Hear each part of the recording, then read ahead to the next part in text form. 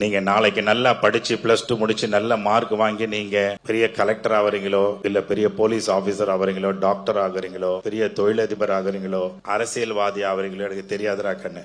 ஆனா பாய்ஸ் நீங்க எல்லாம் ஒரு நாள் அப்பா ஆயிடுவீங்க. கண்டிப்பா கல்யாணம் பண்ணி வச்சிருவாங்க. பொண்ணுங்கெல்லாம் அம்மா ஆயிடுவீங்க.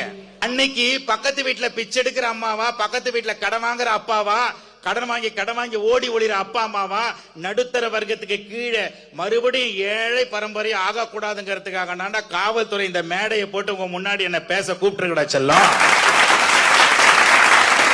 வாழ்க்கையில உயர வேண்டாமா நீங்க?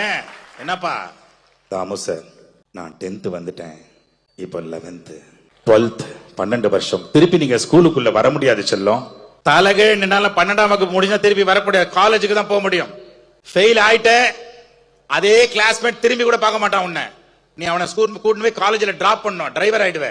இன்னொரு கூட்டம் காத்துட்டு இருக்குது. நீ எப்போ ஃபெயில் ஆவானே, ஃபெயில் ஆனதை தூக்கிடுவான் உன்னை. அவன் தான் தூக்குறான் உன்னை வெளியில இருந்து. ஒரு நெகட்டிவ் ஃபோர்ஸ் தூக்கிட்டு போய் தான் அவன் தான் கெஞ்சா போதை இதுக்கெல்லாம் உங்களை வியாபாரி ஆக்கிடுவான். உஷாரா இருங்கடா கண்ணு.